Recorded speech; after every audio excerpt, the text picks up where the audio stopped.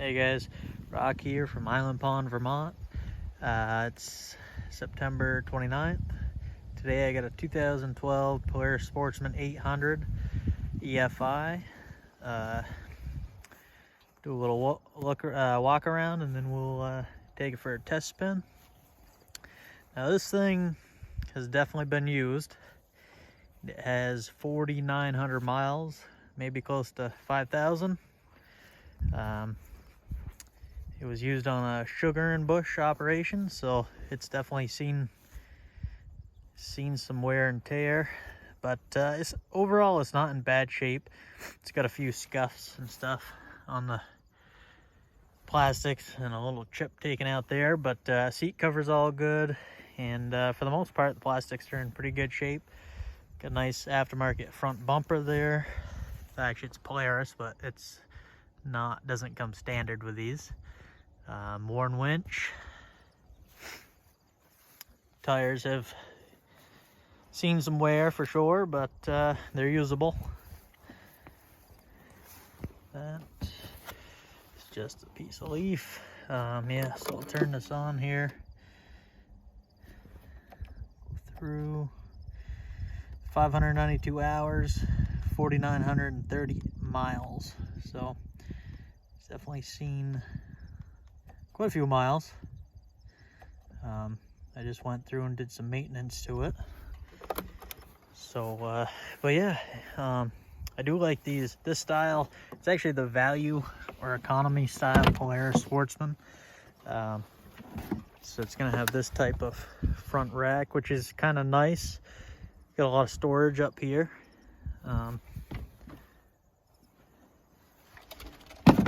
You get that, and then there's a little glove box in the back. Get your 1 1/4 inch receiver, of course, as all Polaris Sportsmans have. You got a little storage back there. So yeah, well, let's take this thing for a ride and see how she does. All right, let's hop on this thing. So typical Polaris fashion, you get your 2-wheel drive, 4-wheel drive, or all-wheel drive over here, thumb throttle, all your brakes on the left, kill switch, light switch, speedo and reverse override, and your key, turn it on. Got the fuel pump cycle, and we'll fire it up.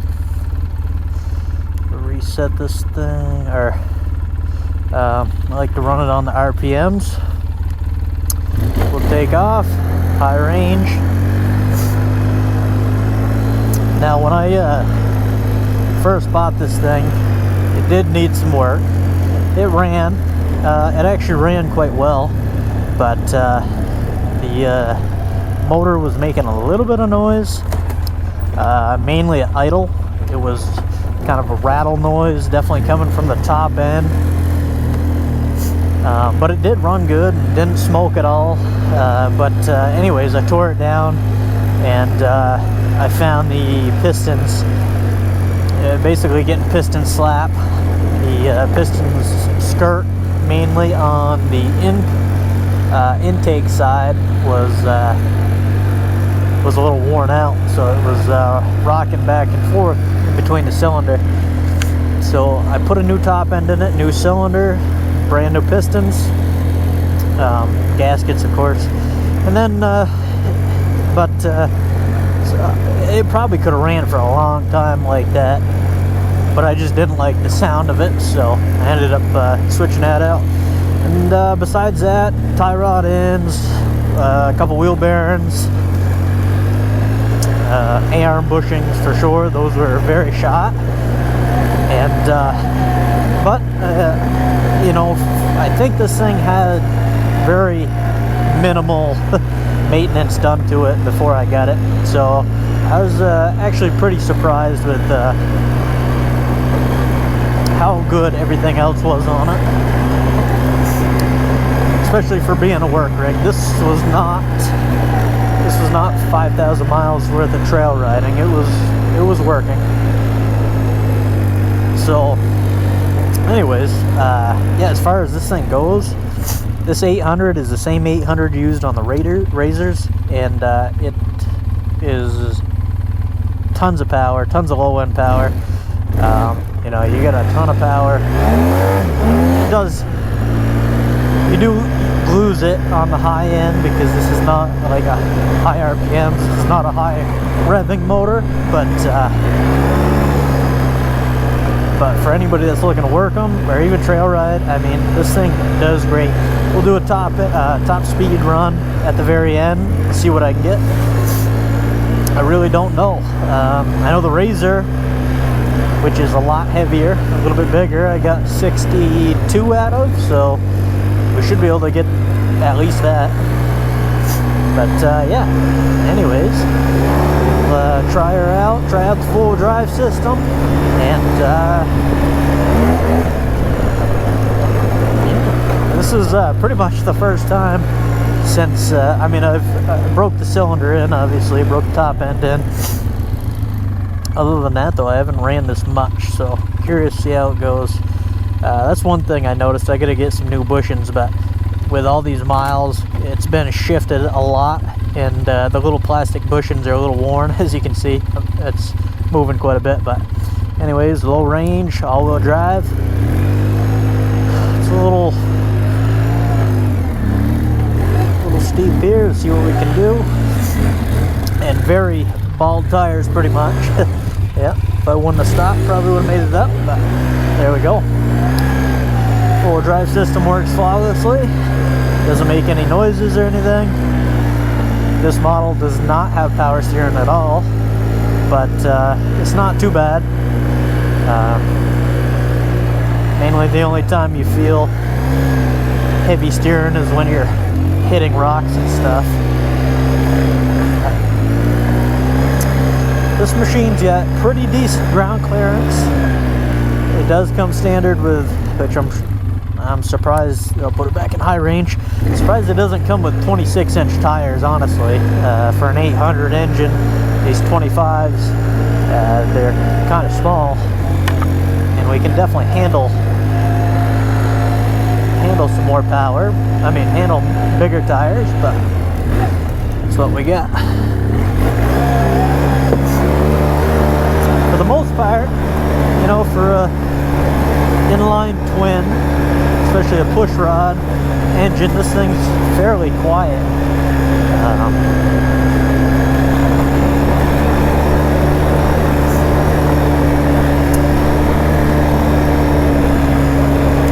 As far as trail riding, the suspension on these Sportsmans are excellent.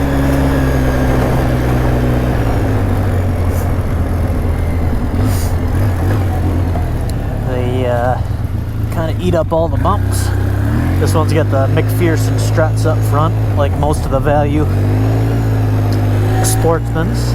Well, pretty much any of the Polarises.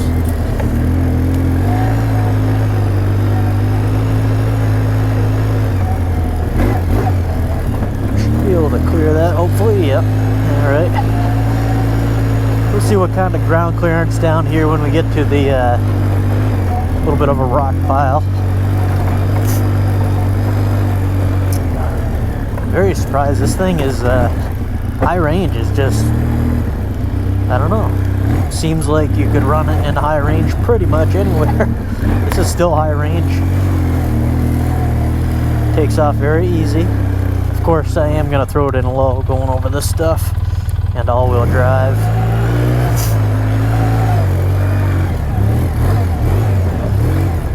We are definitely going to hit bottom. That's what the skid plates are for. And, yep, a little hung up.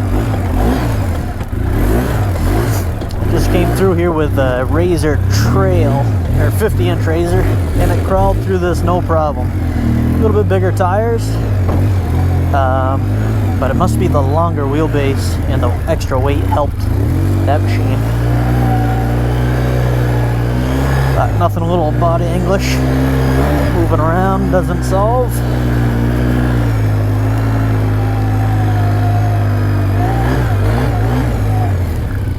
Throw her back at two-wheel. Now this thing, it feels very planted as far as suspension goes. Just spinning right there, but you can lift the front end off the ground with this thing. especially in low range when you have traction. It's been raining this morning, so I can't get any good traction, especially these junk tires, but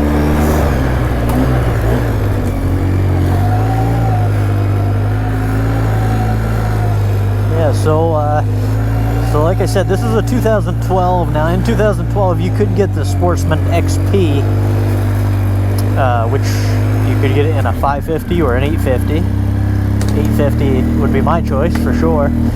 Now one thing that's a lot different from the XPs to this is much wider. This thing is a lot wider the way the engine is set up. The XPs are actually tilted sideways, so instead of one piston being here and one over here, it's parallel with the machine. This one is sideways, and it definitely got a little girth to it. So that's why this is the value versus the Sportsman XPs. I believe you could pick this up for, I want to say $7,200 maybe, when it was new. I didn't happen to buy one, but I was looking. 2014 I think is the last year they made this 800, and that's when I was looking to purchase a new ATV. I ended up going with an 850 Sportsman instead, but this was on my list. So this being a value, there's no engine braking, as you can see, just free wheels when you let go of the gas. Some people like that. I prefer engine braking, but to each is their own. The leaves are definitely changing. Winter's coming. I had a pretty thick frost this morning. Ruined a bunch of my vegetables, but it's my own fault. Alright, getting a little bit higher speed run here, and then we'll test the top speed. I'm curious. I don't know if this will do 70, but I know the Razor did 60, so should be able to get in around that range. It does really have excellent low end power. Now this, compared to my 850 that I had, this feels like it has more low end power, but I mean, they're just way off in horsepower. This is rated around 59 horsepower or somewhere in that range, and my 850 was 77, so that thing could blow the doors off this,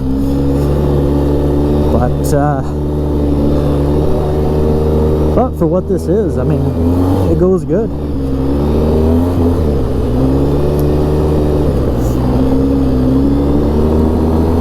It handles like most Sportsmans.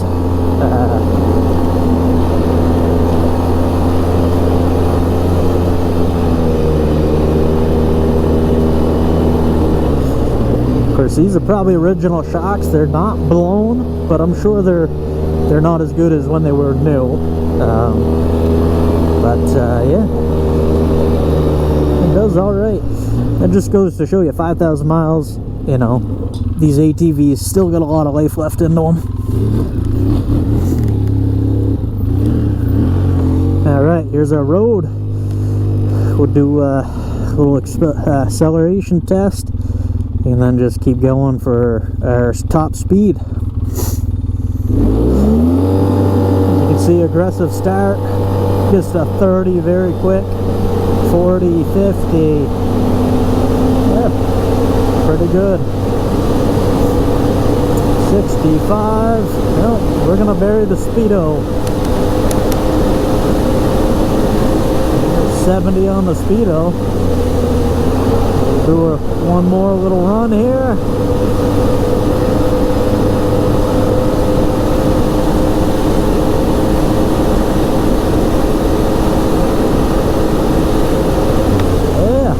I'm impressed.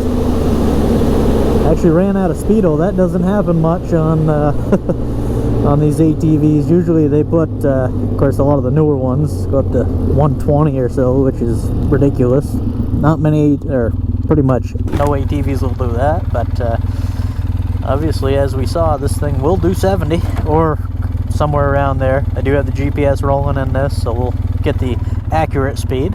But yeah, that was that. This is original seat. I see it kind of folds up. I don't know if the leather or material is stretched or what. When it sits, it kind of goes back to normal. But anyways, that's the video. Hope you guys enjoyed it. I got plenty of others on there if you want to check them out. But alright, thanks for watching.